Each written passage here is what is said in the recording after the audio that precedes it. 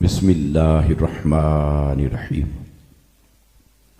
सुम्मा दना फतदल्ला फ़कान क़ाब क़ौसैनि औ अदना।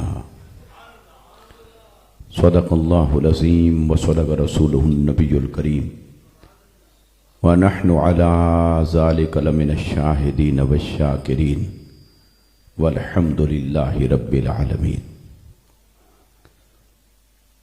हम्दो सलात के बाद लायक सद ताज़ीम वाजिबुल इकराम तस्वीर सूफिया वारिसे फैज़ान औलिया हज़रत किबला पीर तरीक़त रहबर शरीयत साहबजादा मोहम्मद अबू बकर अहमद हाशमी दामत बरकातुकुमुल आलिया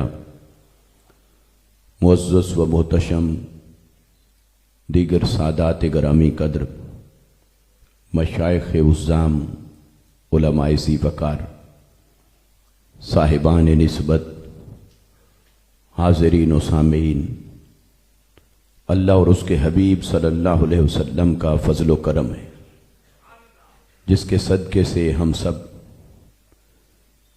आज की इस बाबरकत शब में इस अजीम आस्ताने पर ऐसे साहिबान मारिफत की सोहबत और संगत में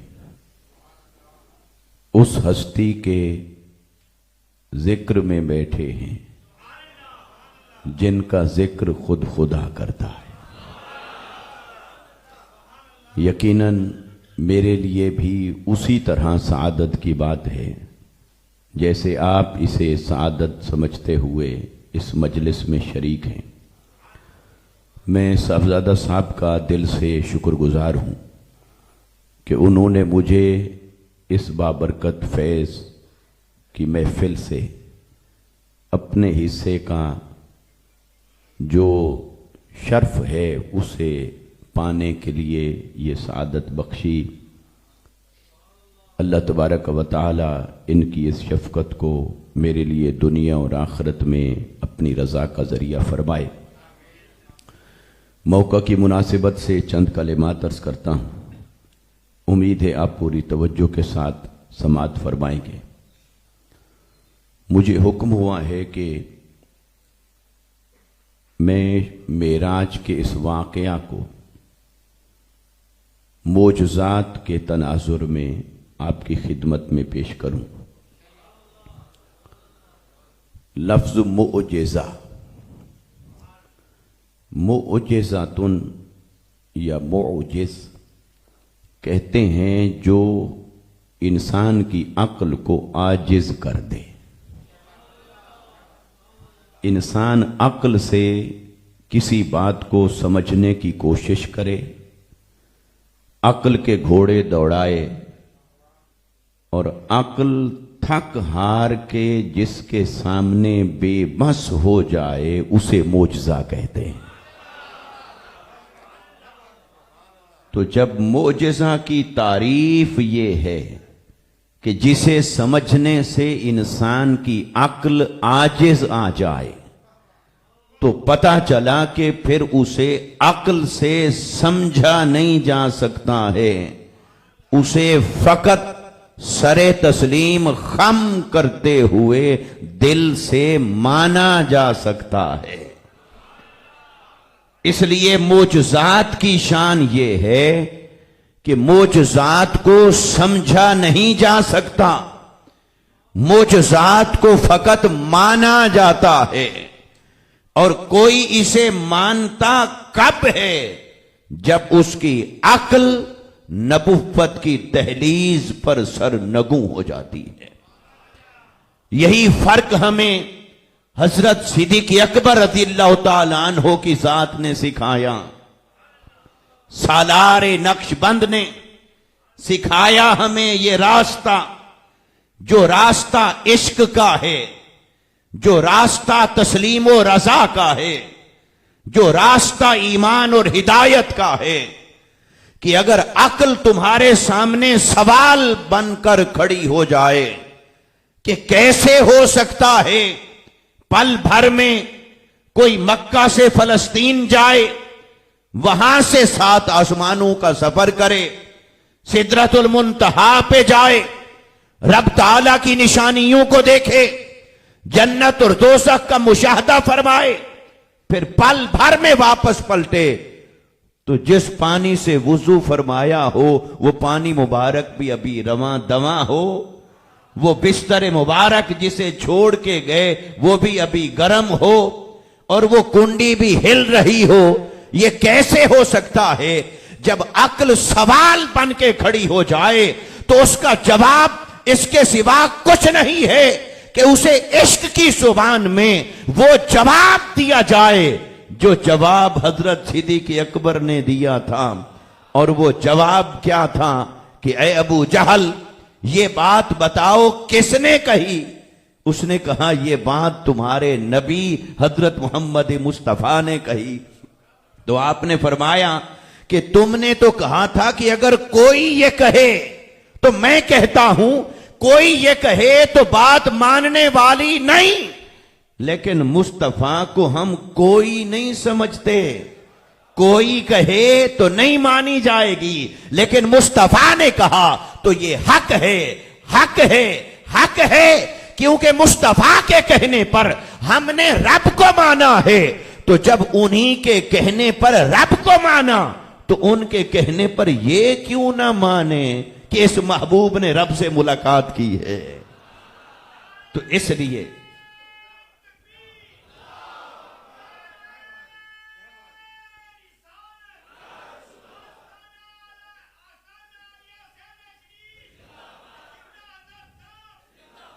इसलिए दोस्तान मोहतरम, मुअजिज़ा अपनी तारीफ के एतबार से, अपनी हकीकत के एतबार से ये अक्ल को आजिज कर देता है, फहम को आजिज कर देता है। समझने, ताक्कुल, तफहुम के एतबार से इंसान आखिरी हद को छू लेता है, मगर अक्ल सरेंडर करती है दहलीज नबुव्वत पर, इसलिए उसे मोजिज़ा कहते हैं। अब सवाल पैदा होता कि अक्ल को क्यों झुकाया गया मोजिज़ा के सामने, दरबार नबुव्वत के सामने, दहलीज नबुव्वत के सामने? दोस्तों, वजह यह है कि अल्लाह तबारक व तआला ने इंसान को जो जिंदगी अता की, उसकी जिंदगी के अंदर ड्राइविंग सीट के ऊपर बिठाया है अक्ल को। इंसानी जिंदगी के अंदर ड्राइविंग सीट पर बिठाया है अक्ल को। अक्ल जो कहती है इंसान वही करता है, अक्ल जो कहती है वही मानता है, अक्ल जिस तरफ मोड़े इंसान उसी तरफ मुड़ जाता है। इसलिए इंसान हमेशा अक्ल के पीछे चलता रहा। जब भी अंबियाए किराम तशरीफ लाए, उन्होंने अल्लाह की तौहीद, उसकी वहदानियत, उसके हुस्न जमाल, उसके बेमिसाल होने का तज़किरा किया। अक्ल ने सवाल किया कैसे माने, क्यों माने? तो अल्लाह ने हर नबी को यही फरमाया था कि पहले इसकी अक्ल को झुकाया जाए, फिर मुझे मनवाया जाए। तो अक्ल को कैसे झुकाया जाए?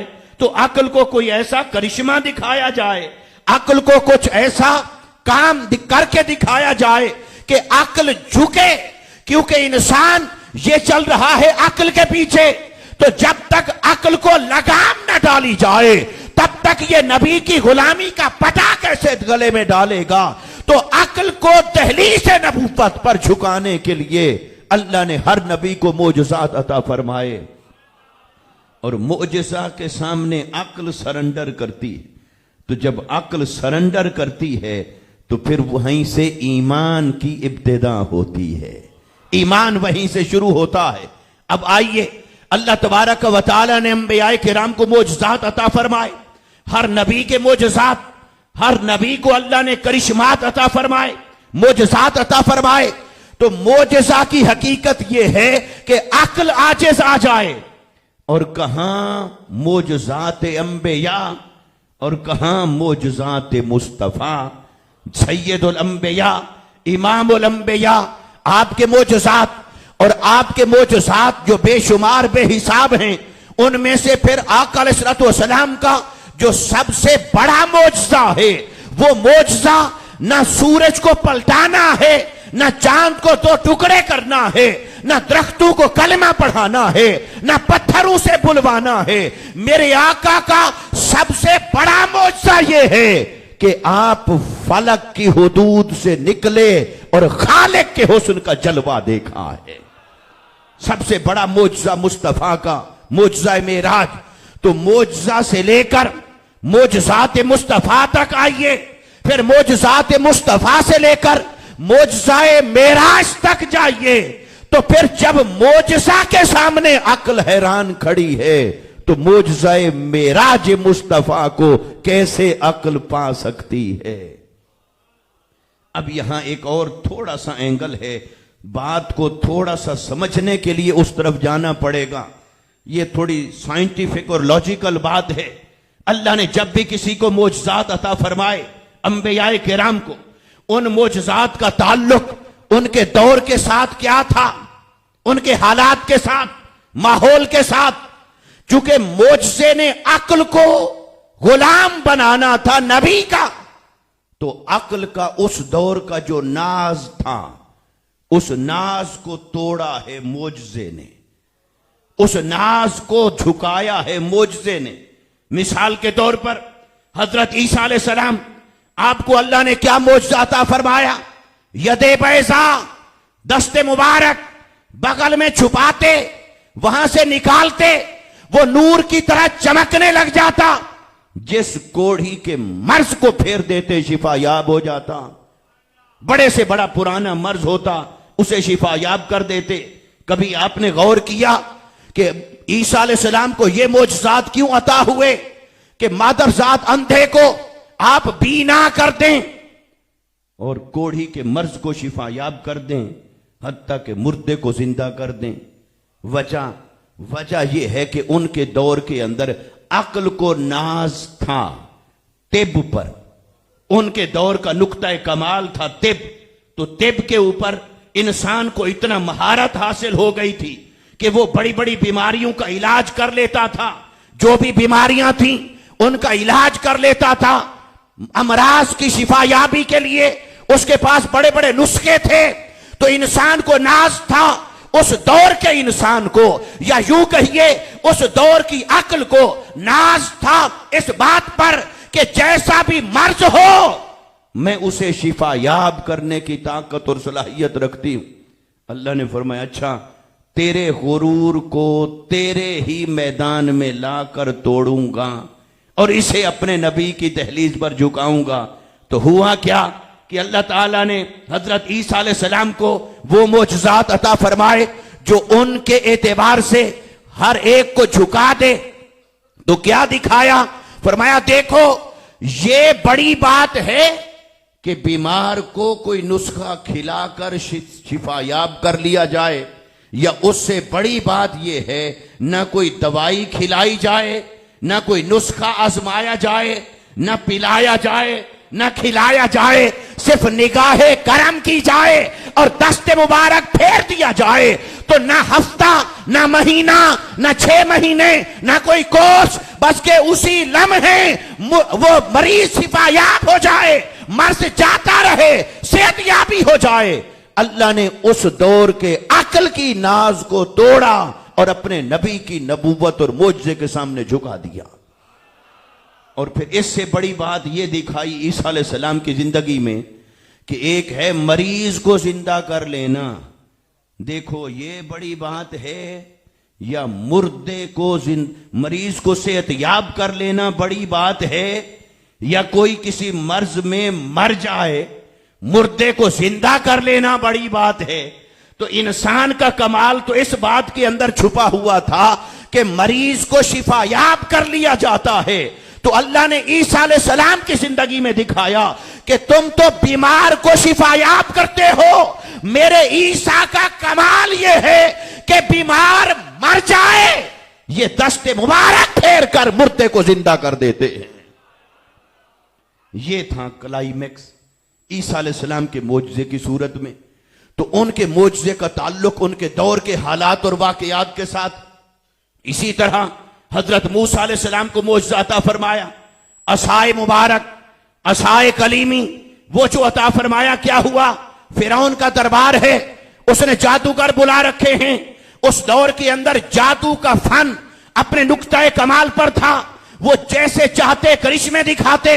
उनके पास थी रस्सियां, उनको फेंका, देखा सांप बन गया। अल्लाह ने फरमाया, अच्छा तुम्हें जिस फन पर नाज है, इसी मैदान में मेरे नबी की शान देखो। तुम्हें इसी मैदान में शिकस्त देकर अपने नबी के सामने झुकाऊंगा। अल्लाह ने फरमाया, ए मूसा अलैहिस्सलाम, ये आपका असाए मुबारक, ये असाए मुबारक फेंकिए और फिर इसका करिश्मा देखिए। तो फिरौन के दरबार में क्या हुआ? वो जादूगरों ने जादू दिखाए। तो मूसा अलैहिस्सलाम ने अपना असा मुबारक जो फेंका तो उनकी रस्सियां तो सांप बने थे, पर मूसा अलैहिस्सलाम का असा वो अजदहा बना। वो सारे सांपों को निकल गया। वो हैरान होकर झुक गए, सजदा रेज़ हो गए। कहा, हमारे जादू सिर्फ जमीनी महारत थी, ये जमीनी महारत नहीं, ये करिश्मा आसमान से आया है। तो मूसा अलैहिस्सलाम के सामने झुके। अब ये दो मिसालें देकर मेराज की तरफ आ जाता हूं। हजरत ईसा अलैहिस्सलाम, आपको अल्लाह ने मोजज़ा अता फरमाया जो उस दौर की स्पेशलिटी थी, उस दौर का इम्तियाज था, उस दौर के इंसानी अक्ल की इख्तिरा थी, उसे मात दी तिब में। ईसा अलैहिस्सलाम के दौर में वो जादूगर है, जादूगरी है, उसे मात दी और शिकस्त दी और मूसा अलैहिस्सलाम की शान दिखाई। अब आइए, इसके पीछे क्या लॉजिक होगी कि हुजूर के मोजज़ात में से सबसे बड़ा मोजज़ा मेराज हो? क्या वजह है? करिश्मा के एतबार से तो बड़ा करिश्मा यह है कि चांद को दो टुकड़े फरमा दिया। करिश्मात के एतबार से तो बड़ा करिश्मा यह होना चाहिए, बड़ा मोजज़ा यह होना चाहिए कि डूबे हुए सूरज को वापस पलटा दिया। मोजज़ा बड़ा यह होना चाहिए कि पत्थर जो बेजुबान है उसने मुस्तफा का कलिमा पढ़ा। बड़ा मोजज़ा तो यह होना चाहिए कि खजूर का तना है जिस पर मुस्तफा तशरीफ फरमा होकर महज खुतबा दिया करते थे, और जिस दिन उसे छोड़ दिया उस दिन वो रोने लग जाता है, सिसकियों आहू की आवाज आने लग जाती है। मोजज़ा तो बड़ा ये होना चाहिए था। फिर बड़ा मोजज़ा मेराज कैसे हो गया? वो उसको समझने के लिए हुजूर की नबुव्वत का जमाना सिर्फ अरबों के लिए न था। उस दौर के एतबार से तो बड़ा करिश्मा यही लग रहा होगा देखने वालों को। पत्थर बोल पड़ा, दरख्त बोल पड़ा, वो झुक गया, उसने कलिमा पढ़ा, पहाड़ों ने दुरूद और सलाम पढ़ा, खजूर का तना बोल पड़ा, चांद दो टुकड़े हो गया, सूरज वापस पलट आया। उस दौर के इंसान के लिए वर्ताए हैरत में जाने के लिए शायद यही काफी हो, और यकीनन यही काफी था। मगर ये मोजज़ात मुस्तफा तो हक हैं, पर सबसे बड़ा मोजज़ा नहीं। सबसे बड़ा मोजज़ा वो क्यों नहीं, और मेराज सबसे बड़ा मोजज़ा क्यों है कि नबुव्वत मुस्तफा का जमाना चलने वाला था। कयामत तक इस जमाने ने जाना था, इंसान ने आगे आना था, उसने तरक्की करनी थी, फलसफा गुजर जाना था, फिर साइंस का दौर शुरू होना था, फिर साइंस ने तरक्की करनी थी। साइंस के करिश्मात थे, साइंस का इल्म था, उसकी तहकीक थी। अल्लाह ने देखा आने वाला इंसान कयामत से पहले अक्ल की जिस मेराज पर खड़ा होगा उसको उस मैदान में शिकस्त देकर अजमत मुस्तफा को जाहिर करूं। इसलिए साइंस की मेराज दहलीज मुस्तफा है, और मुस्तफा का सबसे बड़ा मोजज़ा मेराज मुस्तफा है।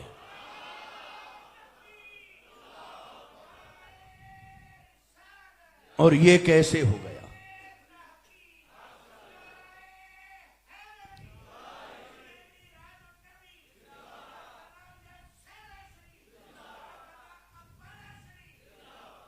कयामत तक आने वाला इंसान तरक्की और अक्ल के जिस मेराज को छू लेगा उस इंसान को मेराज ही मनवाएगी कि मुस्तफा की शान वरा उल वरा है।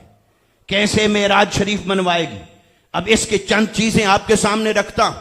आज साइंस ये कहती कि अगर सैटेलाइट के जरिए या स्पेस और खला से बाहर निकलना हो, खलाई स्टेशन हो, उस बाहर निकलना हो, तो जमीन का जो कुर्राए अर्जी है वो कहते हैं 40,000 किलोमीटर फी घंटा की रफ्तार से अगर कोई चीज स्पीड से सफर करे तब वो जमीन की हुदूद से निकलने के काबिल होती है, वरना वो जमीन की हुदूद से निकलने के काबिल नहीं।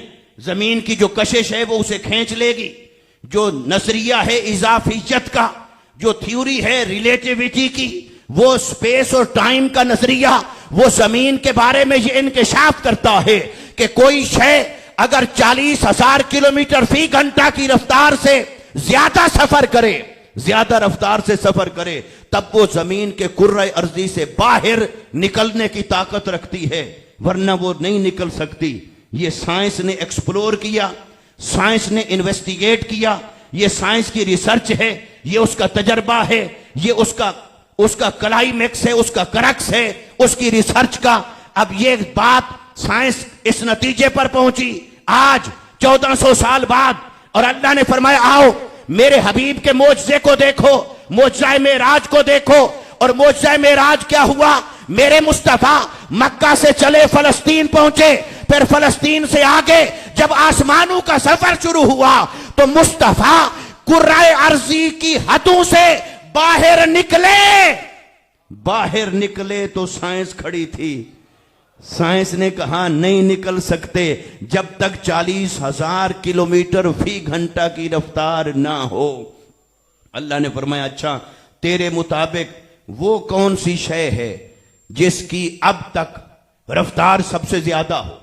इस वक्त तक रफ्तार सबसे ज्यादा किस शय की है? इस वक्त तक साइंस के मुताबिक सबसे बड़ी रफ्तार जो है वो लाइट की है, रोशनी की है।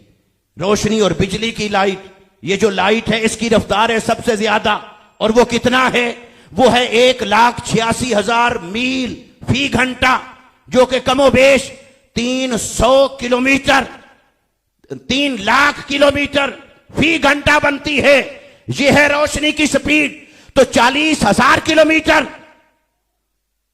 फिर ये 3 लाख किलोमीटर रोशनी की स्पीड हो गई। कितने गुना उससे बढ़ गई? कितने 7 गुना से ज्यादा बढ़ गई। तो उन्होंने कहा ये है, ये रफ्तार हो तो जमीन की हदों से कोई निकल सकता है।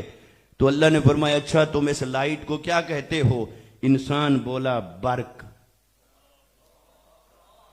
क्या कहते हो? इंसान बोला बर्क।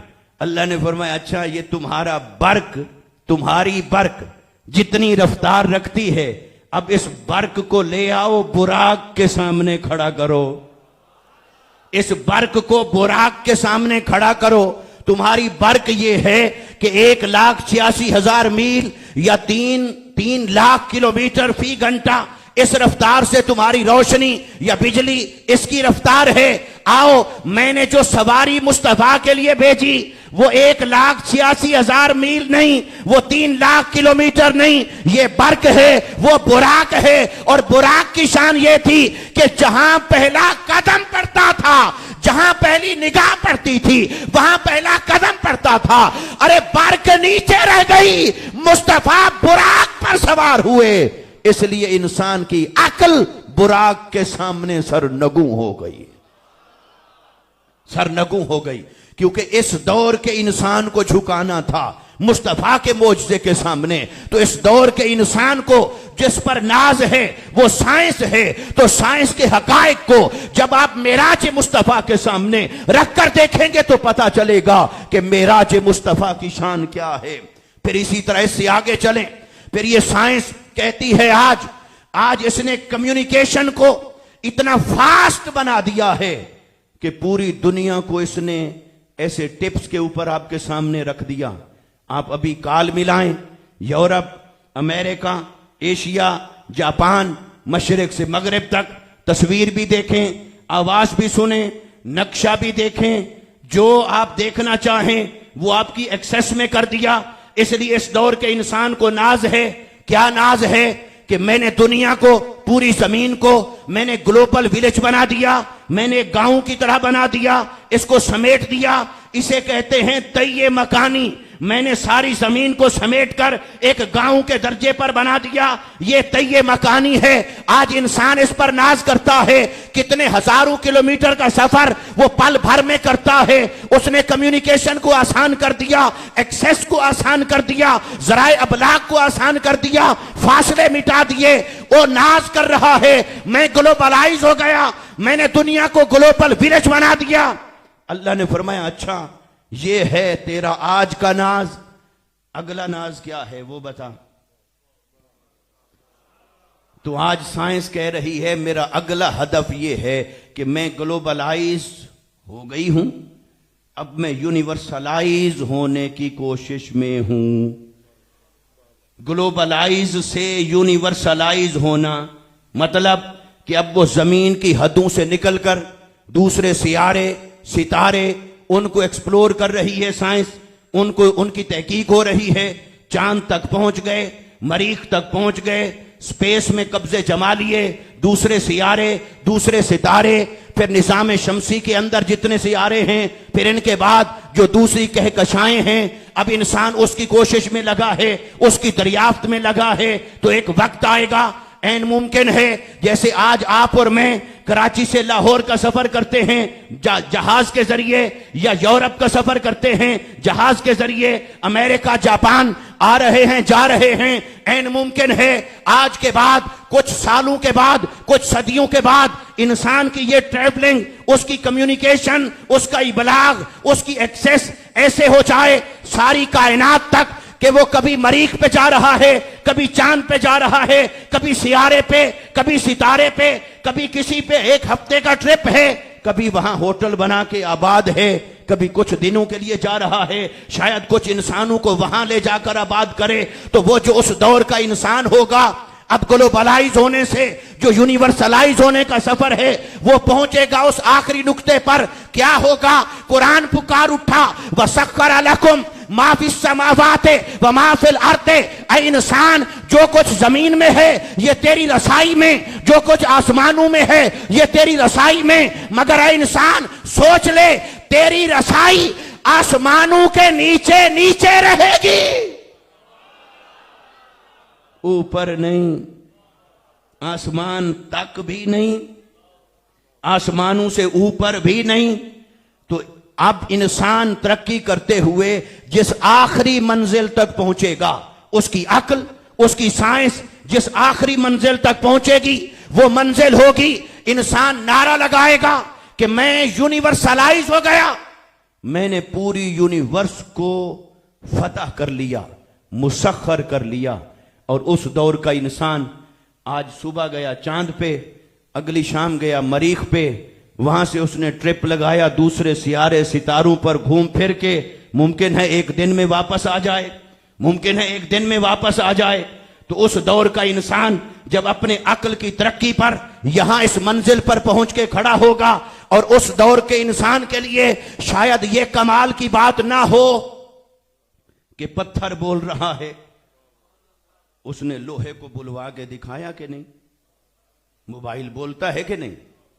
वो लोहे को बुलवा के दिखा रहा है, तो वो कहेगा मैंने पत्थरों को तो मैं बुलवा रहा हूं, ये नबी का मोजज़ा कैसे मान लूं, उनकी सुपरमेसी को कैसे मान लूं, ये काम तो मैं कर रहा हूं। तो अल्लाह ने फरमाया ठीक है, पत्थरों को बुलवाना मैं उसे बड़ा मोजज़ा करार नहीं देता, दरख्तों को बुलवाना मैं इसे बड़ा मोजज़ा करार नहीं देता, क्योंकि इंसान की रसाई हो जाएगी इस तक। मैं ये बेजान को जानदार बनाना, मरीज को शिफायाब करना, मुर्दे को जिंदा करना, मैं इनको बड़ा मोजज़ा करार नहीं देता। अपने मुस्तफ़ा का बड़ा मोजज़ा है मेराज। मेराज कैसे बड़ा मोजज़ा है कि दूसरी सारे करिश्मात तक शायद इंसान की रसाई हो जाए, लेकिन आखिरी दौर का इंसान जब अक्ल के मेराज पर, तरक्की की मेराज पर, साइंस की मेराज पर खड़ा होगा, आसमान की बुलंदियों को छू रहा होगा, कायनात को फतह कर चुका होगा, सियारों सितारों को फतह कर चुका होगा, उस दौर का इंसान जब अपनी अक्ल पे नाज करेगा, उसे आवाज आएगी गुंबदे खजरा से, जरा मेरे मोजज़े मेराज को देख, तेरी तरक्की क्या है कि तू आसमानों तक पहुंचा, और मुस्तफा की शान क्या है। आज से हजारों साल पहले सिर्फ आसमान तक नहीं गए थे, तेरे पास तो जराए हैं, मगर मुस्तफा सल्लल्लाहु अलैहि वसल्लम मेराज तक गए थे, मस्जिद हराम से चले थे अक्सा, अक्सा से चले थे पहला आसमान। अब तेरी रसाई खत्म हो गई, इंसान आसमानों से ऊपर कभी नहीं जा सकता, ये कुरान ने वाज़ेह कर दिया। वो जितना भी तरक्की करे वो आसमानों से नीचे रहेगा। बाकी जितने मोजज़ात थे शायद उनके मॉडल इंसान की एक्सेस में आ जाएं, शायद वो इंसान की रसाई में आ जाएं, इंसान की पहुंच में आ जाएं, लेकिन इंसान यूनिवर्स को फतह करके मुसख्खर करके पहले आसमान के नीचे खड़ा होगा। उस दौर का इंसान जब ऊपर नजर उठा के देखेगा पहला आसमान होगा, वो कहेगा मैं बेबस हो गया। मैं, अल्लाह फरमाएगा जहां तू बेबस हो गया यही मोजज़ा है मेराज मुस्तफा का। अब अक्ल को झुका, जहां तेरी बेबसी आ गई, ये मुस्तफा का कमाल, ये मुस्तफा की अजमत। तो उस दौर का इंसान जब अपने आप को यूनिवर्सलाइज होकर देखेगा और मुस्तफा की तरफ देखेगा तो उसे नजर आएगा कि जमीन नीचे थी, मुस्तफा सरबलंद थे, यूनिवर्स नीचे थी, मुस्तफा सरबलंद थे, आसमान भी नीचे थे, मुस्तफा की उन तक भी रसाई हो गई थी। फिर पहला आसमान, फिर दूसरा आसमान, फिर तीसरा, सातवां आसमान, फिर सातवां आसमान भी मुस्तफा की इंतहा न थे, फिर सिदरतुल मुंतहा, फिर वो भी मुस्तफा की इंतहा न थी, बल्कि शबे मेराज ने बताया बशर नीचे मुस्तफा सरबलंद हैं, जमीन नीचे मुस्तफा सरबलंद हैं, आसमान नीचे मुस्तफा सरबलंद हैं, नूरी नीचे मुस्तफा सरबलंद हैं, कायनात नीचे मुस्तफा सरबलंद हैं, मकान नीचे मुस्तफा सरबलंद हैं। अरे मुस्तफा की रसाई शबे मेराज ला मकान तक थी, तू मकान पे पहुंचा। अब मुस्तफा के कदमों में झुक कर पढ़ ला इलाहा इल्लल्लाह मुहम्मदुर रसूलुल्लाह।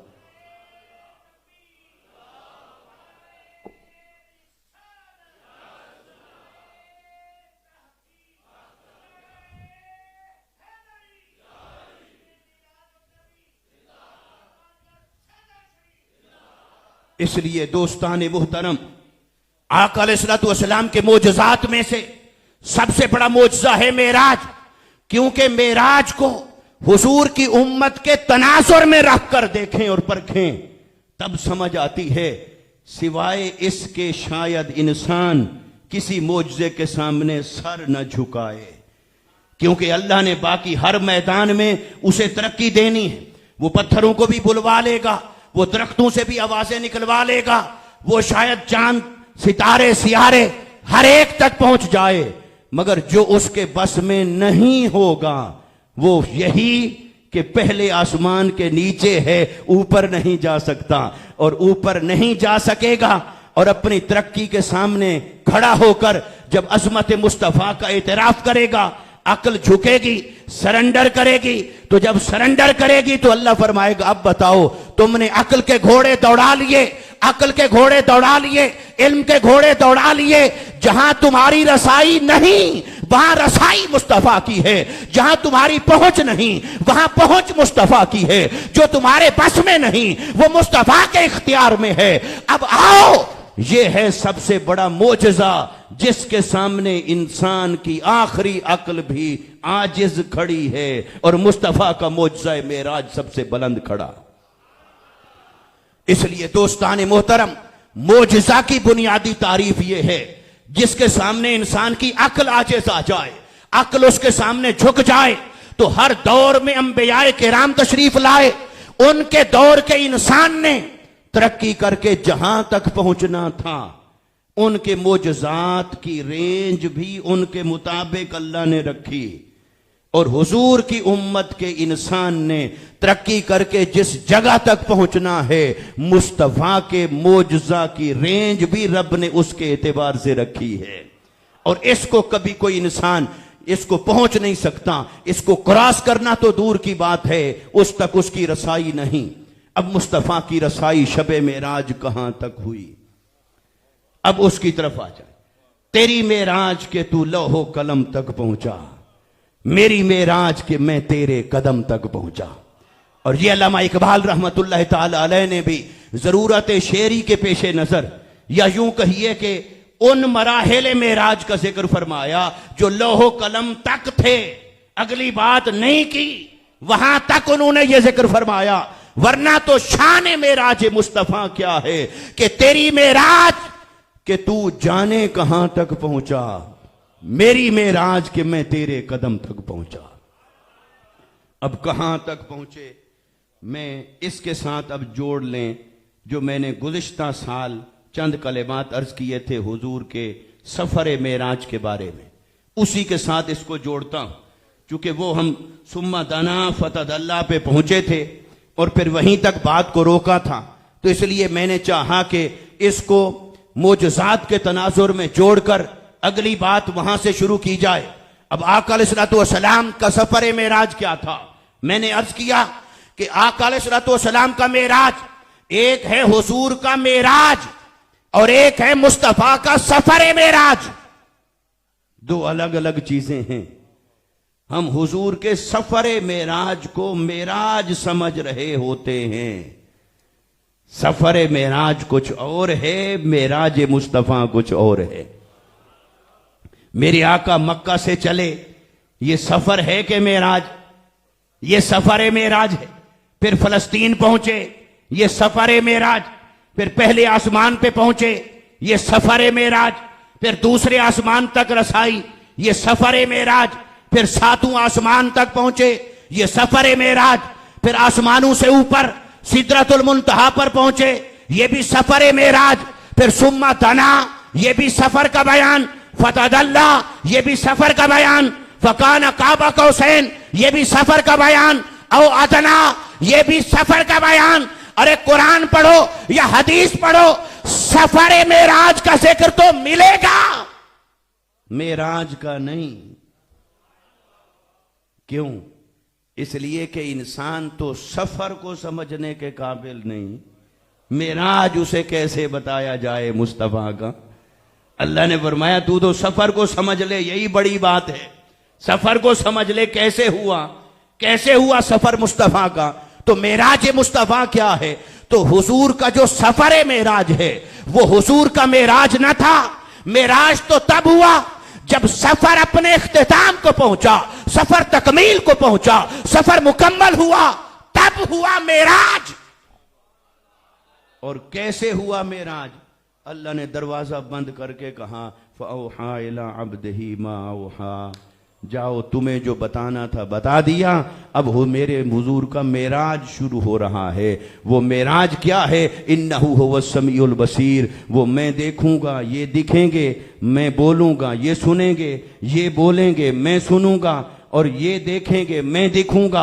मैं समी हूं, मैं बसीर हूं। फिर ये समी हैं, ये बसीर हैं। तो अल्लाह ने वहां दरवाजा बंद कर दिया, कलाम खत्म कर दिया, उसके बाद की कोई बात बताई ही नहीं। इन्नहु हुवस समीउल बसीर पर अल्लाह ने यहां सफर मेराज की बात खत्म कर दी, और उधर फअौहा इला अब्दिही मा औहा पर बात खत्म कर दी। हुजूर के सफर मेराज को बयान किया। मेराज मुस्तफा क्या है वो खुदा जाने या मुस्तफा जाने।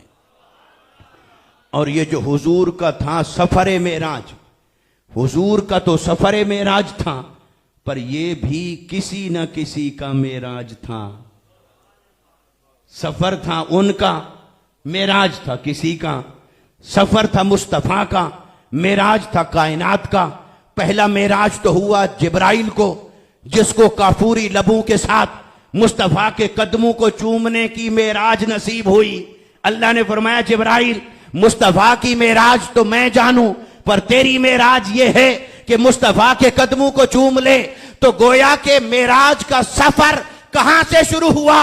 जहां जिब्राइल की मेराज हुई, वहां मुस्तफा के सफर मेराज की इब्तिदा हुई। फिर ऐसे अंबियाए किराम को मेराज हुआ, हुजूर की ज़ियारत की, हुजूर के पीछे नमाज पढ़ी। आप मुसल्ला इमामत पर थे, वो इक्तिदा में खड़े थे, वो उनका मेराज था। फिर सातों आसमानों से ऊपर सिदरतुल मुंतहा पर जब सारी नूरी मखलूक जमा थी, मलाइका जमा थे, ये उनका मेराज था, मुस्तफा का सफर मेराज था। तो अल्लाह ने जब सारी कायनात को सदका बांट दिया मेराज का, तो फरमाया हबीब अब ये सारे इसी सदके पे खुश हैं, अब तू आ जा, अब दरवाजा बंद करके कायनात को साकित कर देता हूं, अब तेरा मेराज शुरू होगा। तो उलमाए किराम ने, सूफिया ने इस पर नुक्ता कुशाई की कि कैसे हो गया लैलन, इतना सारा सफर, इतने सारे वक्त को अल्लाह ने कैसे जमा फरमा दिया। तो ये था तയ്ये ज़मानी, जैसे मेराज के अंदर जो कि कई मोजज़ात का मजमुआ है, मल्टीपल मोजज़ात हैं मेराज के अंदर। इसमें तയ്ये मकानी, इसमें तയ്ये लिसानी, इसमें तയ്ये ज़मानी, इसमें कायनात की तस्वीर, इसमें सारी चीजों को अल्लाह ने जमा किया। तो तയ്ये ज़मानी भी हुआ। कुरान ने कहा लैलन, रात के एक छोटे से लम्हे में यह सब हुआ। कैसे हुआ? तो सूफिया ने कहा ऐसे हुआ कि हुजूर को रब ने बनाया रूहे कायनात। क्या बनाया? रूहे कायनात। बस रूहे कायनात जब कायनात की हदों से निकली तो कायनात जहां थी वहीं साकित हो गई। फिर हुजूर गए तो वहीं पड़ी रही, हुजूर वापस तशरीफ लाए तो वहीं से शुरू हो गई। तो हुजूर वापस तशरीफ लाए तो कायनात वहीं से शुरू हुई। तो अल्लाह तबारक व तआला ने कायनात को साकित कर दिया, क्योंकि आका अलैहिस्सलातु वस्सलाम को रूह कायनात का दर्जा अता फरमाया, इसलिए इसे कहा लैलन। अगर वो रब 50,000 साल का एक दिन बना सकता है, ये उसकी शान है। हिसाब व किताब के लिए कयामत को अल्लाह ने 50,000 साल का दिन एक बना दिया। 50,000 साल इधर एक दिन। उसने कहा मैं 50,000 सालों को एक दिन में समेटूं, तो ये मेरी कुदरत है। और अगर मैं कई जमाने, कई सदियां समेट दूं लैलन एक लम्हे के अंदर, क्यों कि तुम जहां थे वहीं पड़े रहो, वहीं खड़े रहो। अभी मेरा मुस्तफा जब इनका मेराज मुकम्मल होगा फिर तुम्हारी इब्तिदा दोबारा होगी। तो कायनात साकित हो गई। इसलिए आका अलैहिस्सलातु वस्सलाम जब वापस तशरीफ लाए तो कायनात का सफर वहीं से शुरू हुआ जहां रुका था। तो मेराज के अंदर अल्लाह ने तയ്ये ज़मानी को भी जमा किया, तയ്ये मकानी को भी जमा किया और कई मोजज़ात को मिलाया। इंसान की हर रफ्तार को मोजज़ाए मेराज के सामने बेबस कर दिया। तो मोजज़ाए मेराज के ये तमाम मराहिल ये इंसान को रहती दुनिया तक वर्ताए हैरत में डालते रहेंगे और हर दौर का इंसान इसी के सामने सरेंडर करके हुजूर की नबुव्वत पर ईमान लाता रहेगा। तो आका अलैहिस्सलातु वस्सलाम जब आप पहुंचे लामका में, मकान की बात तो ये हो गई इख्तिसार के साथ। फिर आगे जब दाखिल हुए कुरान ने कहा सुम्मा दना, फिर वो और करीब हुए। फतदल्ला, पस वो और करीब हुआ। बारी ताला ये वो कौन है? पहले में भी वो, दूसरे में भी वो। फकाना काबा कौसैन, 2 कमानों का फासला रह गया। सुम्मा औ अदना, इससे भी कम तर। अब अल्लाह ताला ने पहला जब जमीनी सफर बयान किया था तब तो फरमाया था सुभान अल्लाज़ी, पाक है वो जात। तो अल्लाह ने अपना नाम लिया। फिर अब्द ही हुजूर का भी नाम लिया, लकब के साथ जिक्र फरमाया। तो जब जमीनी सफर है तो ये बशरी कायनात का सफर, जमीनी सफर, मादी सफर, तो ये जाहिर का सफर था। तो अपना नाम भी जाहिर फरमाया, मुस्तफा का नाम भी जाहिर फरमाया। जब बातनी कायनात का सफर था तो उसने भी फिर जाहिर को जमीर में बदल दिया। उसने कहा वो कौन? वो की निस्बत मुस्तफा की तरफ करें या वो की निस्बत खुदा की तरफ करें। इसलिए यहां पहुंचकर फिर मुफस्सिरीन की आरा मुख्तलिफ हो गई। वो से मुराद क्या है? अब हर एक ने अंदाजा लगाया। तो आइए वो जो मुफस्सिरीन की आरा हैं अब उसकी तरफ चले। जब मेरे आका लामका में दाखिल हुए तो हजरत मेरे आने से कबल वो सुना रहे थे आपको कि एक ऐसी स्टेज आ गई कि जब हुजूर को अजनबीयत महसूस हुई। क्या? और अजनबीयत में घबराहट तारी हुई। ये दोनों लफ्ज मौजूद हैं हदीस में। अजनबियत महसूस हुई और घबराहट तारी हुई। अब आप बताइए, घबराहट रूह को होती है या जिस्म को?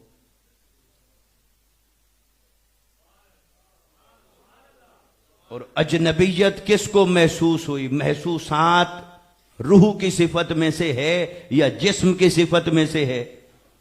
तो रूह को महसूस तो रूह को नहीं होता, महसूसात तो जिस्म की दुनिया है, ये जिस्म की सिफात में से है। तो गोया मेरे आका सल्लल्लाहु अलैहि वसल्लम ने बता दिया कि जब मैं सिदरतुल मुंतहा से ऊपर लामकाम में जब दाखिल हुआ, अपने देश में जब मैं दाखिल हुआ, तो घबराहट तारी हुई, अजनबियत महसूस हुई। तो अजनबियत ने बताया ये मेराज रूहानी नहीं था, मेराज जिस्मानी था। घबराहट महसूस होने ने बताया जिस्म मुबारक साथ था, सिर्फ रूह की मेराज ना थी। चूंकि जिस्मानी खवास आ रहे हैं, बशरी खवास आ रहे हैं, बशरी सिफातों को खवास बता रहे हैं, मुस्तफा का जिस्म भी साथ था। महसूस हुआ दिल को, घबराहट और अजनबियत तारी हुई अक्ल को। तो अक्ल का महल भी जिस्म है, दिल का महल भी जिस्म है। दिल की कैफियत और अक्ल की कैफियत ये जमा हो गई कहां? लामकाम में। तो लामकाम में मेरे आका का जिस्म अतहर भी साथ था।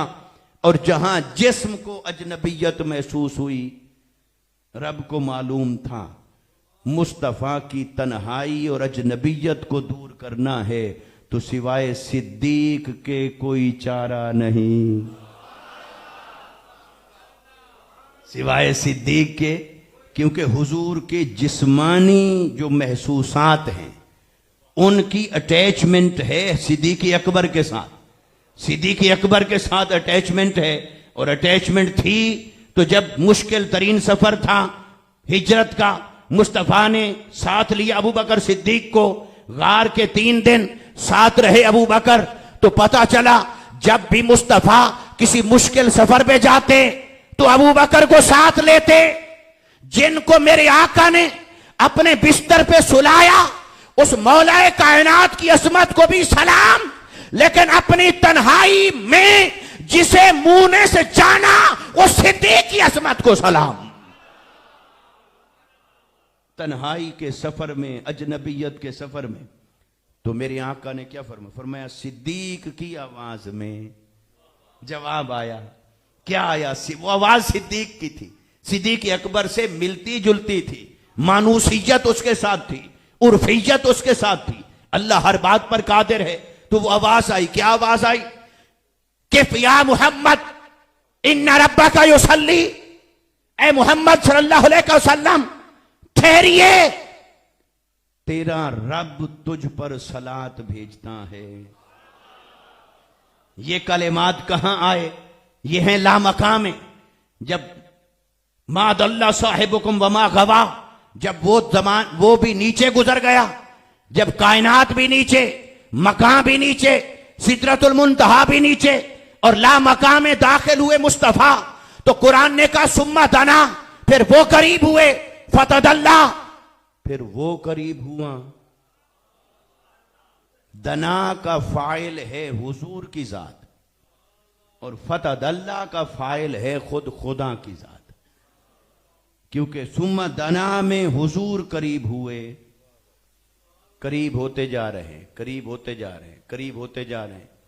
तो अल्लाह ने फरमाया किफ या मुहम्मद, जब हुजूर अपने मखलूक होने के नाते अपनी तमाम तर ताकत इस्तेतात खर्च कर चुके, मखलूक होने के नाते जहां तक पहुंच सकते थे वहां तक पहुंच चुके, तो अल्लाह ने फरमाया हबीब मखलूक की फिर कोई हद तो होती है,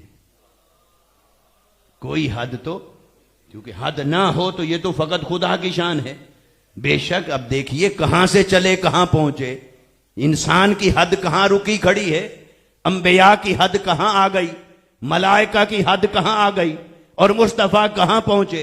मगर जहां भी पहुंचे फिर मखलूक होने के नाते एक हद आ गई। तो अल्लाह ने फरमाया सुम्मा दना, हबीब ये है तेरा सफर, दना है तेरा सफर, फतदल्ला है मेरा सफर।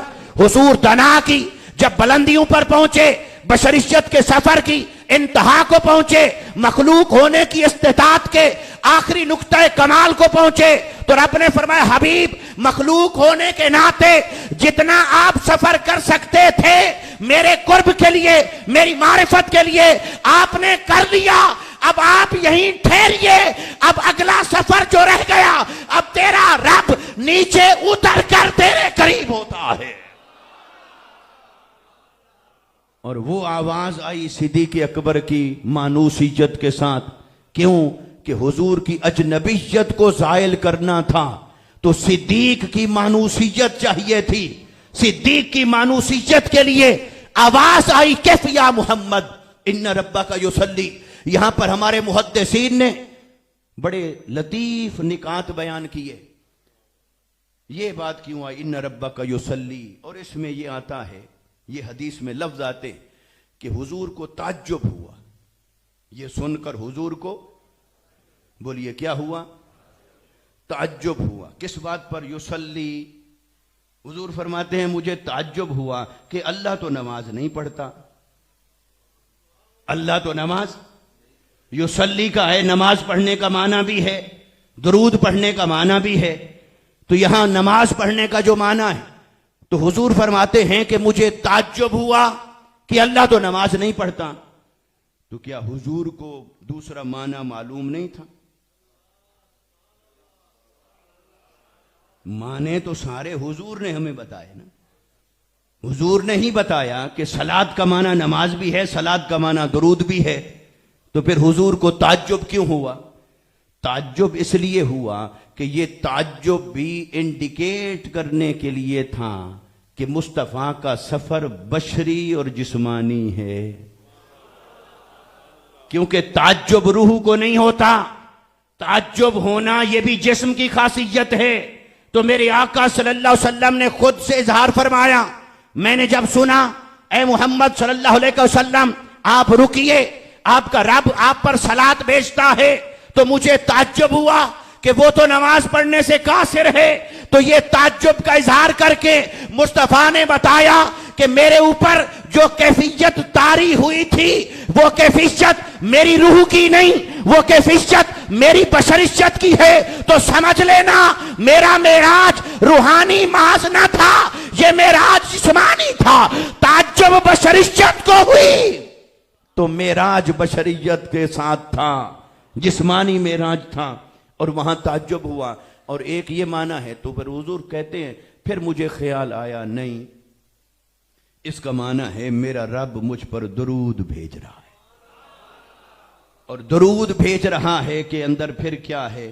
फिर शेखुल इस्लाम मद्दजिलुल आली ने इसका तर्जमा किया इस मुकाम पर। उन्होंने कहा इस दुरूद को अगर सलाम के माना में ले लें, दुरूद और सलाम, सलाम पढ़ते हैं, सलाम होता है, दुरूद होता है, तो वो कहते हैं दुरूद के माना सलाम के माना में लें तो फिर क्या है? ए हबीब जितना तूने सफर कर लिया, अब तेरा रब तेरी इस इस्तेतात को सलाम पेश करता है। जहां तक तू पहुंचा यहां तक कोई ना पहुंचा। जो तेरी आंख ने ताकत है वो किसी की आंख में ना थी। ए हबीब मैंने मूसा को भी कुछ झलक करवाई थी, मगर खर्रा मूसा साइका, वो बेहोश होकर जमीन पर तशरीफ फरमा हुए थे। इस पहाड़ पर भी तजल्ली डाली थी, वो जलकर राख हो गया था। गोया अल्लाह ने फरमाया किफ या मोहम्मद इन्ना रब्बा का युसल्ली, हबीब जरा ठहर जा, तेरा रब तुझ पर वारी वारी जाए, तेरी अजमतों को सलाम करे कि मैंने मूसा को भी बनाया पर उसकी ताबो ताकत कहां, तेरी ताबो ताकत कहां। मैंने जिब्राइल को नूर बनाया पर उसकी ताबो ताकत कहां, तेरी ताबो ताकत कहां। हबीब मलक हो, अंबिया हूं, सब नीचे खड़े हैं। जहां तक तू पहुंचा है यहां तक तो कोई पहुंच नहीं पाया। तेरा रब तुझे सलाम करता है। ये आवाज ताज्जुब भी हुआ, मानूसियत हुई। सिद्दीक़ अकबर की आवाज के अंदर मानूसियत हुई। तो फिर उसके बाद युसल्ली का एक और माना है। वो माना क्या है? युसल्ली सलात का माना है करीब होना, मिलाप, कुर्ब, ये भी सलात का माना है। और नमाज को सलात इसलिए कहते हैं कि ये रब से मिलाती है, रब का कुर्ब दिलाती है। नमाज के अंदर रब का कुर्ब है। और दुरूद को सलात इसलिए कहते हैं, उसमें मुस्तफा का कुर्ब है।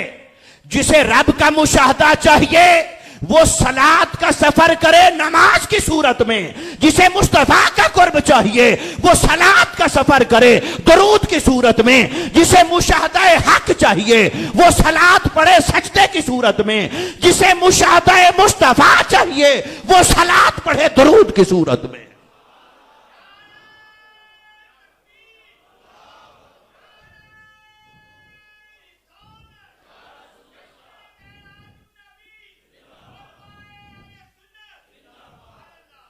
उससे मिलना चाहो तो भी सलात का रास्ता इख्तियार करो, और मुस्तफा से मिलना चाहो तो भी सलात का रास्ता इख्तियार करो। उसे देखना चाहो तो भी सलात है, मुस्तफा की जियारत करना चाहो तो भी सलात है। सलात के बगैर ना वो मिलता है, ना सलात के बगैर मुस्तफा मिलते हैं। खुदा का कुर्ब सलात में, मुस्तफा का कुर्ब सलात में। उसका कुर्ब जिस सलात में है वो रुकू और सजदे से बना। मुस्तफा का कुर्ब जिस सलात में है वो दरूद और सलाम से बना। तो अल्लाह ने फरमाया किफ या मोहम्मद इन्ना रब्बका युसल्ली। तो एक माना ये हुआ, ऐ हबीब आप जितना सफर कर सकते थे कर आए, अब इससे आगे किसी के बस में नहीं मुझ तक पहुंचना। अब सिर्फ मुझे वही पा सकता है जिसे मैं खुद मिलूं, क्योंकि वो पूरी तरह किसी मखलूक की रसाई में नहीं। यही अकीदे का तकाजा है कि किसी मखलूक की रसाई में नहीं। इसलिए उसने कहा कि हबीब किफ या मोहम्मद इन्ना रब्बका युसल्ली। आपने मखलूक होने के नाते जितने मराहिल तय किए ये भी कोई ना कर सका। जितनी मनाजिल आपने तय की ये भी कोई ना कर सका। जितना कुर्ब का सफर आपने किया ये भी कोई ना कर सका। जितना आपके बस में था आपने कर लिया, पर मखलूक होने के नाते हबीब अब तेरी भी एक हद आ गई। क्योंकि जहां मैं हूं, जैसा मैं हूं, कामिलन न मेरा इदराक है, न इहाता है, न किसी की रसाई है, न मुझे कोई पा सकता है अपनी इस्तेताद से। मुझे वही पा सकता है जिसे मैं खुद मिलना चाहूं। खुद मिलूं तो मुझे पा सकता है, खुद ना मिलूं बेशक जितनी मेहनत करे, रियासत करे, मुजाहदा करे, थक जाएगा पर मुझे नहीं पा सकेगा। मुझे वही पाता है जिस पर मेरा करम हो, मेरा इनाम हो। मैं मिलना चाहूं फिर मिलता हूं। तो किफ ऐ हबीब आपने जितना सफर करना था बतकाज़ाए मखलूक आपने कर लिया। अब आप रुक जाइए। अब तेरा रब तुझे मजीद कुर्ब अता करने के लिए अगला सफर तेरा रब खुद करता है। तेरा रब तेरे करीब होता है, तेरा रब तेरे करीब होता है। और बाज़ उलमा ने तो कहा कि ये दना हो या फतदल्ला हो, दूसरी तफसीर के मुताबिक। पहला तो यह कि दना में हुजूर है फाइल और तदल्ला में अल्लाह की जात। और इस पर इस्तेदलाल ये है लुग़वी एतबार से कि दना के अंदर हैं 3 हर्फ, दाल, नून और या। और तदल्ला के अंदर हैं 5 हर्फ, ता, दाल, लाम मुशद्दद है 2 के बराबर, फिर या। तो दना में 3 है, तदल्ला में 5 है ये भी ताक है, वो भी ताक, मगर ये 3 है वो 5 है। और अरबी का ज़ाब्ता क्या है, कायदा फसाहत और बलागत का, कि ज़ियादतुल हुरूफ तदुल्लु अला ज़ियादतिल माना। जिस हर्फ के अंदर, जिस लफ्ज के अंदर हर्फ ज्यादा होंगे माना भी ज्यादा होगा, हर्फ कम होंगे माना कम होगा। दना के हर्फ कम, तदल्ला के हर्फ ज्यादा। दना में फाइल मुस्तफा, तदल्ला में फाइल खुदा। मुस्तफा का सफर था, अपनी इस्तेताअत के मुताबिक, उसका सफर था अपनी इस्तेताअत के मुताबिक। जितना सफर मस्जिद हराम से लेकर काबा कौसैन तक मुस्तफा कर चुके थे, रब ने फरमाया हबीब तेरा सफर समेटता हूं दना में, अब आप रुक जाइए, अब कुर्ब का सफर बाकी जो रह गया है वो मैं करता हूं, और जितना तू कर आया इससे ज्यादा है जो मैं कर आया।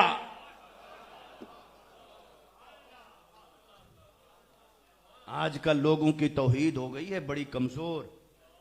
वो कहते हैं अच्छा ये तो फिर ये कैसे वे तुम बाज अल्लाह बढ़ा दिया।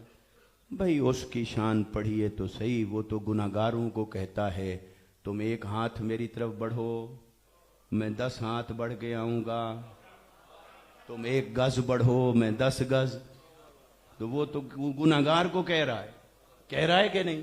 वो तो गुनाहगार को कहता है शिबरन, वो कहता है कि 1 गज और 1 हाथ तुम मेरी तरफ आओ, मैं 10 हाथ तुम्हारी तरफ आऊंगा, तुम मेरी तरफ रुजू करो मैं तुम्हारी तरफ रुजू करूंगा, तुम मेरी तरफ चल के आओ मैं तुम्हारी तरफ दौड़ के आऊंगा। तो तेरी तरफ वो दौड़ के आए तो दौड़ने में सफर ज्यादा तय होगा या चलने में? उसने कहा तुम मेरी तरफ चल के आओ मैं तुम्हारी तरफ दौड़ के आता हूं। तो जब वो दौड़ा उस वक्त तो तौहीद को कोई फतवा याद नहीं आया, उस वक्त तो किसी की तौहीद खतरे में नहीं पड़ी। अरे तुम चलकर उसकी तरफ जाओ, वो कहता है मैं अपनी शान के लायक फिर चलकर नहीं, क्योंकि चलने में सफर हुआ तुम्हारा, वो मखलूक होने के नाते होगा थोड़ा। अगर मैं भी उतना ही तुम्हें कुर्ब अता करूं तो फिर तो बराबर हो गया। ये मेरी शान करीमी के खिलाफ है। तुम मेरी तरफ 1 कदम बढ़ाओगे मैं 10 कदम बढ़ाता हूं, तुम चल के आओगे मैं दौड़ के आता हूं। तो आम इंसान के लिए, खताकार के लिए, गुनाहगार के लिए, जिसे वो तौबा देना चाहे उसके साथ तो करम का मामला ये हो, तो मुस्तफा के साथ कैसा होगा? उसने कहा ए हबीब तेरा सफर मेराज था दना, तू जितना चल के आया मस्जिद हराम से अक्सा तक ये है दना, मस्जिद अक्सा से सिदरतुल मुंतहा तक ये है दना, मकान से ला मकान तक तेरा सफर है दना। अब आपने जितना सफर किया इसके 3 हर्फ हैं, इसमें माना उसके मुताबिक है फतदल्ला। अब आप ठहरिए, अब तेरा रब उससे ज्यादा सफर करके तेरे करीब होता है। तो फतदल्ला का फाइल है खुदा, दना का फाइल है मुस्तफा। और बाज मुफस्सिरीन ने तो कहा नहीं, सब का फाइल ही खुदा है। उन्होंने कहा दना भी खुदा है। कैसे? उन्होंने कहा दना है दुनुवन, दुनुवन के अंदर माना पाया जाता है नीचे उतर के करीब होना। देखे ना, करीब होना। अब इसके कोई करीब होना चाहे, कोई जिस्म कोई दूसरी शय के करीब होना चाहे तो क्या है? इधर से आके करीब हो, ये दाएं से आकर करीब होना कहलाएगा, ये बाएं से आकर करीब होना कहलाएगा, ये शुमाल और जनूब से करीब होना कहलाएगा, ये तहत और फौक से करीब होना कहलाएगा। मगर करीब होने के अंदर जब आप कोई जिहत भी मालूम करना चाहें, एक है कुर्ब, एक है उस कुर्ब की जिहत मालूम करना चाहें तो क्या करें? अल्लाह ने लफ्ज इस्तेमाल फरमाया दना। दना है दुनुवन, दुनुवन के अंदर माना है नीचे उतर के करीब होना। इसी से लफ्ज है दुनिया। ये इसको दुनिया क्यों कहते हैं? ये नीचे की शय है क्योंकि आसमान इससे बुलंद है, और जो 7 आसमान हैं उन 7 आसमानों में से सबसे नीचे वाले आसमान को कहते हैं आसमान दुनिया, क्योंकि वो नीचे वाला आसमान है। इसी से लफ्ज है अदना। अदना का माना है नीचे वाला, जो कम तर हो, जो नीचे हो, उसे अदना कहते हैं। तो अदना के अंदर भी माना नीचे का, दुनिया के अंदर भी माना नीचे का, दुनुवन के अंदर भी माना नीचे का। तो कुरान ने कहा सुम्मा दना, मेरा मुस्तफा आ रहा था, वो मस्जिद हराम से चला, अक्सा पहुंचा, वो अक्सा से चला, सिदरतुल मुंतहा पहुंचा, वो सिदरतुल मुंतहा से चला, वो ला मकाम में पहुंचा। मगर जब मुस्तफा की हद आ गई, मखलूक होने के नाते, बतकासा बशरियत मखलूक होने के नाते, जब जब मुस्तफा की हद आ गई, अल्लाह ने फरमाया हबीब कुर्बान जाऊं, वारी वारी जाऊं, जहां तक तू आया यहां तक भी कोई ना आया, ना कोई आ सकेगा, मगर ए हबीब अगर मैं पूरी तरह किसी की रसाई में हूं, पहुंच में हूं, ये मेरी शान के खिलाफ है। तू जितना आ सकता था आ लिया। अब आम बंदे के साथ मेरा करम का मामला ये है, वो एक कदम आए मैं 10 कदम आता हूं, वो एक हाथ आए मैं 10 हाथ आता हूं, वो एक गज आए मैं 10 गज आता हूं, वो चल कर आए मैं दौड़ कर आता हूं।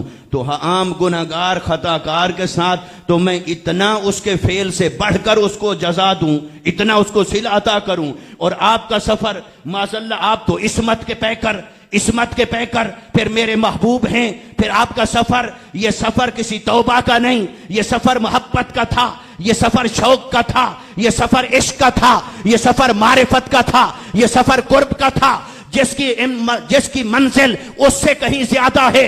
हबीब इस सफर में तू चल के आए, कहां अक्सा, कहां हराम, कहां सिदरा, कहां लामका, कमाल है हबीब, तू इतना चल के आया। अब मैं तो इससे कई गुना और बढ़कर तेरे करीब हूंगा, मैं इससे बढ़कर कई गुना और तेरे करीब हूंगा। इसलिए हबीब तूने जितना सफर करना था कर लिया। सुम्मा दना, अब तेरा रब नीचे उतर कर तेरे करीब होता है, अब तेरा रब नीचे उतर कर तेरे करीब हो रहा है, तेरा रब नीचे उतर कर तेरे करीब हो रहा है, नीचे उतर कर तेरे करीब हो रहा है। अरे तुम्हें तौहीद के खतरे पड़ गए, रब नीचे उतरे तो उसका मुस्तफा के लिए नीचे उतरना तेरे से हजम नहीं हो रहा। तो वो कहता है नहनु अक़रबु इलैहि मिन हब्लिल वरीद, मैं इतना नीचे उतरा तेरी शहरक के अंदर रहता हूं, वहां तो तुझे कोई मसला नहीं हुआ। और अभी शबे बारात आने वाली है, शबे कदर आने वाली है, किसी की मस्जिद में चले जाना, वो रिवायत बयान कर रहा होगा आज की शब अल्लाह आसमान दुनिया पर नीचे उतर आया है, फिर कहेगा अपनी शान के लायक, फिर कहेगा अपनी शान के लायक, भाई बेशक अपनी शान के लायक आया, मगर बयान हुआ वो नीचे उतरा, वो नीचे उतरा, बेशक उसके लिए ना नीचे है, ना ऊपर है, ना तहत है, ना फौक है, ना शुमाल है, ना जुनूब है, मगर जो माना सही वही माना ले लो, जिस माना के मुताबिक उसने बयान किया वही माना सही। अरे अगर वो गुनाहगार के लिए, फासिक और फाजिर के लिए, खताकार के लिए इतना नीचे उतरे कि पहले आसमान पे आ जाए तो तुझे कोई फर्क नहीं पड़ता, तो मुस्तफा के लिए इतना नीचे नहीं उतरा,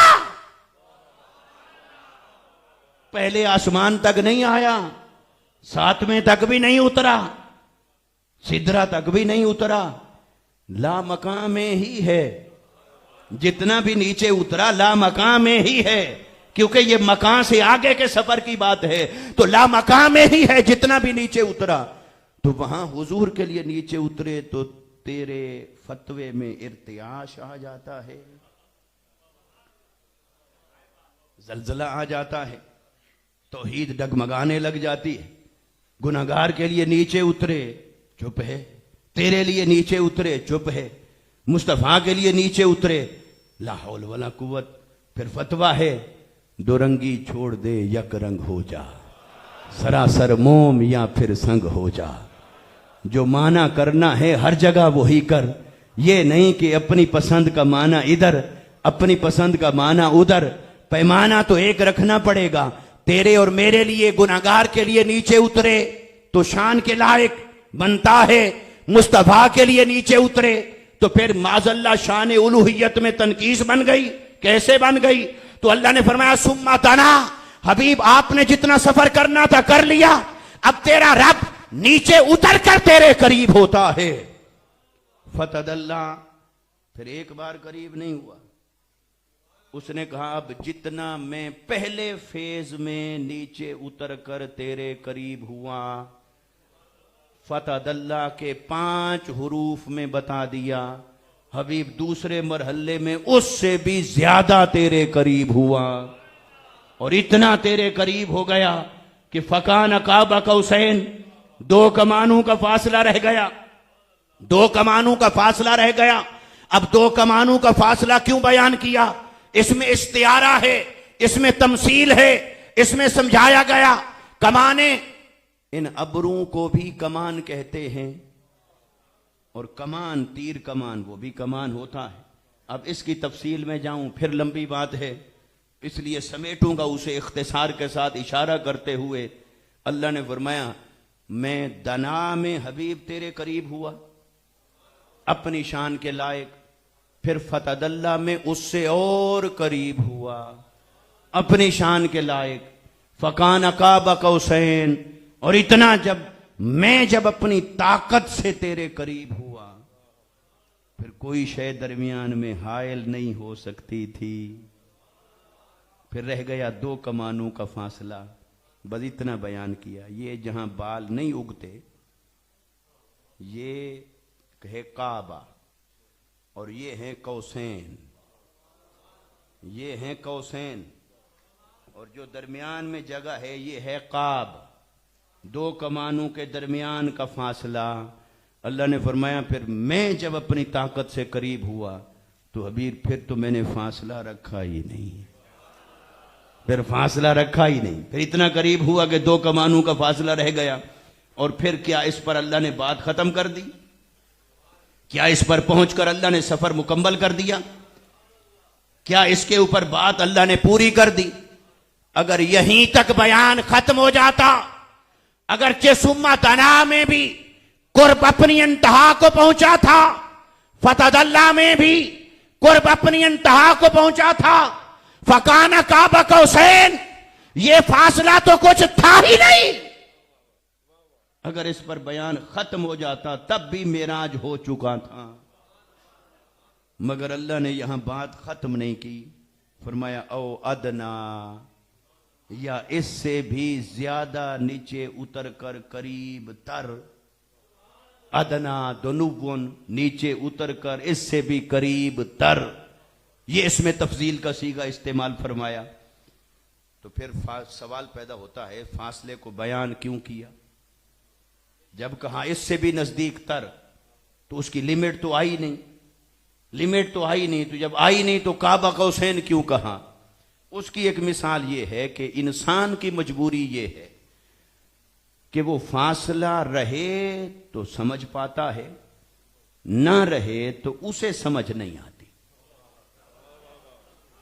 इंसान अमरे इजाफी को समझने का आदी है। मसलन ये मेरे सामने तहरीर है, आप भी इसे रख लें, यहां से नजर आ रही है, यहां नजर आ रही है, यहां। अब फासला मिट गया, फासला मिट जाए तो इंसान को समझ, उसे कब समझ आती है? जब कुछ फासला रहे।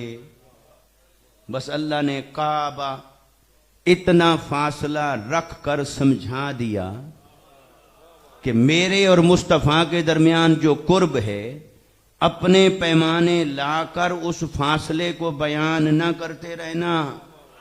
कल कला ये ना कहने लग जाना रब मुस्तफ़ा के करीब हुआ, मुस्तफ़ा रब के करीब हुए, लेकिन हजारों किलोमीटर का फासला था।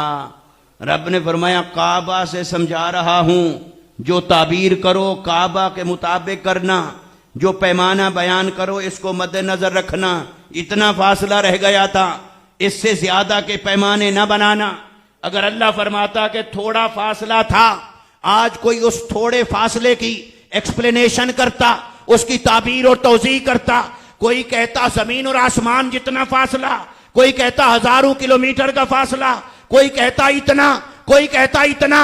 अल्लाह ने फरमाया सुनो, इतना उतना ये सब है फितना। काबा फासला रह गया था ये, और फरमाया ये भी सिर्फ बयान किया है ताकि तुम्हारे पैमाने का किबला दुरुस्त हो जाए, तुम्हारी जो कसवट्टी है उसका किबला दुरुस्त हो जाए। वरना अगर ये फासला भी रखना होता फिर ये सारा मुआमला क्यों किया, फिर क्यों बुलाया? आज बुलाया इसलिए नहीं था कि फासला रखूं, बुलाया ही इसलिए था कि फासला न रहे, बुलाया ही इसलिए था कि फासला न रहे। इसलिए काबा कौसैन को तमसीलन बयान करने के बाद फिर उसने फरमाया आओ अदना, ये फासला भी बाकी न रहा, रब ताला इससे भी ज्यादा नीचे उतर कर मुस्तफा के करीब हो गया था। तो ये कितना कुर्ब था। पहले थे कौसैन, कौसैन का फासला मिटा, तो इसके अंदर माना बनता है कि फिर दो कौसें हैं। अब जब दो कौसें हैं तो फिर और कुर्ब कैसे मुमकिन होगा सिवाय इसके कि फिर एक कौस फना हो जाए दूसरी कौस में दो है। यहां तक तो दो आ रहा है ना, सीगा तस्निया का आया कौसैन। अल्लाह ने फरमाया हबीब बहुत सफर हुआ कुर्ब का, पर अभी दुई बाकी है, और इस दुई को मिटाने के लिए ही तो मेराज रखा है। तो कौसैन अगर तस्निया पर कायम रहे, तस्निया पर मेराज का बयान खत्म हो जाए, तो ये तो दो भी रहेगा, काबा भी दरमियान में रहेगा। ना तो काब को छोड़ना है ना दुई को रखना है। तो अगला सफर कैसे हो सिवाय इसके कि एक कौस को फना किया जाए। तो वो कौसे उलूहियत तो फना होने से पाक है, तो कौसे अबदियत ही है जिसे फना कर दिया। तो शबे मेराज ये हुआ कि अल्लाह तबारक व तआला ने मुस्तफा के वजूद को अपने वजूद में फना कर दिया। कुर्ब वो अता फरमाया मुस्तफा को। सुम्मा दना के अंदर भी मुस्तफा को कुर्ब मिला फनाइयत के दर्जे पर, फतदल्ला के अंदर भी कुर्ब मिला फनाइयत के दर्जे पर, काबा कौसैन में कुर्ब मिला फनाइयत के दर्जे पर, और अदना में कुर्ब मिला फनाइयत के दर्जे पर। तो ये चार फना क्या थे? सुम्मा दना के अंदर ये अफआल का कुर्ब था, फतदल्ला के अंदर अस्मा का कुर्ब था, फकाना काबा कौसैन में सिफात का कुर्ब था, और अदना में जात का कुर्ब था। पहला मरहला ये था कि अल्लाह ताला ने मुस्तफा की अफआल को अपने अफआल में फना कर दिया, फिर मुस्तफा की अस्मा को अपने अस्मा में फना कर दिया, फिर मुस्तफा की सिफात को अपनी सिफात में फना कर दिया, और अदना कहकर मुस्तफा की जात को अपनी जात में फना कर दिया। इसलिए जब मुस्तफा पलटे, मुस्तफा मुस्तफा थे पर मुस्तफा न रहे, जहां से भी कोई देखता वही दिखाई देता था। तो हुजूर ने फरमाया मन रानी फकद राल हक वफी रिवायतिन अना मिरअतो जमालिल हक, कि जिसने मुझे देखा उसने खुदा को देखा। मैं हक के हुस्न का आईना हूं, जिसने मुझे देखा उसने खुदा को देखा। तो फिर कुरान इसकी गवाही देता है। जब कुरान ने कहा वमा रमईता इस रमईता वलाकिन अल्लाह रमा, तो मुस्तफा के फेल को अल्लाह ने अपने फेल में फना कर दिया। हबीब वो जो तूने मारा वो तूने नहीं मारा, हालांकि तूने मारा वो तो रब ने मारा। अब कैसे बयान कर रहा है? फरमाया वमा रमईता, तूने नहीं मारा, इस रमईता, जब तूने ही मारा, वलाकिन अल्लाह रमा, तेरे रब ने मारा। तो कहता है तूने नहीं मारा, फिर कहता है तूने मारा। तो मारना जो फेल मुस्तफा का है, वो कहता है हबीब बस यहां डिफरेंशिएट कर लूं ताकि खालिक और मखलूक का फर्क कायम रहे। हबीब मारा तूने, फेल तेरा, ये कहकर तौहीद समझा दी। फिर कहा लेकिन हबीब तूने नहीं मारा, वो तो अल्लाह ने मारा। और फिर बैत रिदवान में कहता है यदुल्लाह फौका ऐदीहिम। हबीब दरख्त के नीचे बैठकर जब वो बैत कर रहे थे तो नीचे वाला हाथ होता था सिहाबी का, ऊपर वाला हाथ था मुस्तफा का। तो अल्लाह ने फरमाया हबीब दरख्त के नीचे जब वो बैत कर रहे थे तेरी तेरी नहीं, वो बैत कर रहे थे मेरी। तो बारी ताला ऊपर वाला हाथ तो मुस्तफा का था।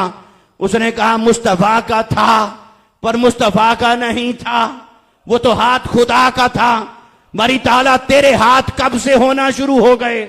उसने कहा माना जो करना है कर लो, पर मेरी मोहब्बत यही कहती है मुस्तफा मुझ में फना हो गए हैं। मुस्तफा का फेल खुदा के फेल में फना हो गया, मुस्तफा की सिफत खुदा की सिफत में फना हो गई, मुस्तफा की अस्मा इलाहिया में फना हो गए। अस्मा की दलील क्या है? उसने अपने आप को कहा रऊफ और रहीम। बोलिए कहा कि नहीं? कहा कि नहीं? वो रऊफ और रहीम है कि नहीं? मगर उसने खुद मुस्तफा को कहा मेरा हबीब रऊफ भी है रहीम भी है। बरी ताला ये तो तेरे नाम हैं। उसने कहा हाँ मेरे नाम हैं, मुस्तफ़ा के नाम हैं, पर जो मुस्तफ़ा के नाम हैं जब मैंने उनको फना कर दिया अपने नामों में, तो फिर इसलिए फर्क रखो भी और रखना भी नहीं। फर्क रखो भी और रखना भी। जहां तक रखना है वहां रखो, जहां नहीं रखना वहां ना रखो। फर्क रखो ताकि तौहीद हो, और फर्क ना रखो ताकि ईमान हो। फर्क रखो तो भी उसे गवारा नहीं, ना रखो तो भी उसे गवारा नहीं। तो बरी ताला इस नाजुक मसले में हमें कैसे फंसा दिया है। वो कहता है कि उसने अंबियाए किराम के बारे में कहा, फरमाया कि सारे अंबिया क्या तुम इनके दरमियान फर्क करते हो? युफर्रिकू बैन अल्लाह व रसूलिही, वो लफ्ज क्या है पहला? युफर्रिकून बैन अल्लाह व रसूलिही। फरमाया मुनाफिक कुफार अहले किताब क्या वो अल्लाह और उसके रसूलों के दरमियान फर्क करते हैं? उलाइका हुमुल काफिरून हक्का, पक्के काफिर है। बरी ताला पक्का काफिर उनको कह रहा है। कौन? जो फर्क करे अल्लाह और उसके रसूलों के दरमियान। तो क्या कोई फर्क नहीं? फर्क ना करें, वो कहते हैं फर्क नहीं करोगे तो मुशरिक, तो फर्क करें तो काफिर, ना करें तो मुशरिक। जाएं तो जाएं कहां? वो कहता है बस फर्क करो भी और करना भी नहीं। कहां करना है और कहां नहीं? बस उसने कहा सजदे में फर्क रखना मेरे लिए है, किसी और के लिए नहीं। बस इस एक फर्क के सिवा बाकी सारे फर्क मैंने मिटा दिए। बस किसी को खुदा ना समझना, मुस्तफा को खुदा होने से मुबर्रा रखना, खुदा होने से पाक समझना, मुस्तफा को खुदा ना समझना। बस इस एक खुदाई से मुस्तफा को पाक रखना, बाकी सारी खुदाई मुस्तफा की है। इस एक खुदाई से मुस्तफा को पाक रखना, बाकी सारी खुदाई मुस्तफा की है। इसलिए मेरे आका ने सहाबाए किराम से फरमाया था, फरमाया ला ततरूनी कमा अतरतिन नसारा, मुझे यूं न बढ़ाना जैसे नसारा ने बढ़ा लिया था। अब कितने वो लोग हैं नादान जो बढ़ाने तक आकर लोगों को गुमराह करने की कोशिश करते हैं। देखो हुजूर ने तो फरमाया मुझे न बढ़ाना, तुम बढ़ाते हो। भाई हुजूर ने तो बढ़ाने की ये डेफिनेशन भी दी आगे। हुजूर ने फरमाया मुझे न बढ़ाना, क्या? जैसे नसारा ने बढ़ाया। नसारा ने क्या बढ़ाया? उन्होंने खुदा बनाया। उन्होंने, गोया हुजूर बता रहे थे मेरा बढ़ाना ये शुमार होगा अगर कोई मुझे खुदा बनाएगा। खुदा बनाएगा तो वो ला ततरूनी के अंदर आएगा। और अगर कोई मुझे खुदा ना समझे और फिर जो मर्जी समझे, वो बढ़ाना नहीं, वो मेरी शान में रवा है, वो मेरी शान में जायज है। इसलिए कि मुस्तफा खुदा नहीं, पर खुदा से जुदा भी नहीं। न खुदा है न खुदा से जुदा है। तुम जाते खुदा से न जुदा हो न खुदा हो, अल्लाह ही को मालूम है क्या जानिए क्या हो। इसलिए दोस्ताने मोहतरम, बात को समेटूं इस पैगाम में, इस नुक्ते में कि मेरे आका सल्लल्लाहु अलैहि वसल्लम के मोजज़ात में से सबसे बड़ा मोजज़ा मोजज़ाए मेराज। क्योंकि हर नबी के मोजज़ात उनके उम्मतों और उनके जमाने के लोगों के एतबार से था। जहां हर जमाने की अक्ल सरेंडर करे उसे मोजजा कहते हैं। और हुजूर के मोजजात में से मेराज सबसे बड़ा मोजजा इसलिए है कि इंसान तरक्की करते करते करते जब यूनिवर्स की आखिरी हदों को छू लेगा और अपने इस तरक्की पर नाज करने लगेगा और फिर कोई उसे मुतवज्जे करेगा झंझोड़ कर, क्योंकि साइंस तक तो काफिर ने जाना है ना, हमने तो सफर छोड़ दिया है, तो वही जाएगा। तो जब वो आखिरी किनारे पर पहुंच के खड़ा होगा और अपने तरक्की पर नाज करने लगेगा, कोई उसका गिरेबान पकड़कर उसे झंझोड़ेगा। क्यों नाज कर रहा है? वो कहेगा मैं यूनिवर्स तक पहुंच गया, यूनिवर्सलाइज हो गया। तो कोई उसे कहेगा आरिफ, उसे कहेगा जरा गुंबद खजरा की तरफ तो देख, शबे मेराज की तरफ तो देख, मुस्तफा की रसाई कहां तक थी? यूनिवर्स नीचे रह गई थी, आसमान भी नीचे थे, सुम्मा दना भी नीचे था, फतदल्ला भी नीचे था, काना काबा कौसैन भी नीचे था और अदना पर पहुंचे थे मुस्तफा। तो उस दौर का इंसान अपनी अक्ल के नुक्ते कमाल पे पहुंच के हुजूर के इस मोजज़े के सामने सरेंडर करेगा। वो वक्त होगा जब रूए जमीन पर कोई काफिर नहीं बचेगा, हर कोई कलमा पढ़ेगा हुजूर के एतराफ के अंदर, और हर एक से कलमा पढ़ा के फिर वो कयामत को लाएगा। उससे पहले नहीं लाएगा जब तक सारे लोग हुजूर का कलमा न पढ़ लें। इसलिए दोस्ताने मोहतरम, आका अलैहिस्सलाम की मोजज़ात को या आपकी शान और असमत को कोई क्या समझे और क्या जाने, हर एक ने अपने अक्ल के मुताबिक, अपनी फाहम के मुताबिक, अपनी बसीरत के मुताबिक मकाम मुस्तफा की मारिफत हासिल की। मगर कोई जहां तक भी पहुंचा, उसकी परवाज जहां भी पहुंची वहां तक नहीं जहां तक हुजूर हैं। और हुजूर कहां तक पहुंचे? जहां तक कोई और नहीं पहुंचा। और खुदा को पाया मेरे मुस्तफा ने अपनी ताकत से नहीं, उसने अपनी ताकत से अपने आप को मुस्तफा तक पहुंचा दिया। ये था मेराज मुस्तफा। इसमें दना और फतदल्ला के अंदर अगर इन तफासीर को लिया जाए, इन मानी को लिया जाए जिनका फाइल खुद खुदा है, तो अल्लाह ने अपने हबीब सल्लल्लाहु अलैहि वसल्लम को अपना आप दिखाया। इसलिए दोस्तों, इसमें सहाबा किराम के माबैन भी मुख्तलिफ आरा थी। हजरत अब्दुल्ला बिन अब्बास और सहाबा किराम का एक कबील और एक गिरोह यह कहता था कि शबे मेराज मुस्तफा ने रब को देखा। और उम्मुल मोमिनीन हजरत आयशा सिद्दीका और एक गिरोह की यह राय भी थी कि रब को नहीं देखा। क्यों फर्क था? अगर कोई कहे ये फर्क मेराज में था तो लिहाजा मेराज की सदाकत इधर उधर हो गई, तो भी ये फर्क सहाबा के माबैन तो नमाज में भी था, रोजे में भी था, हज में भी था। उम्मत में इख्तिलाफ कहां से आया? सहाबा से ही तो आया है।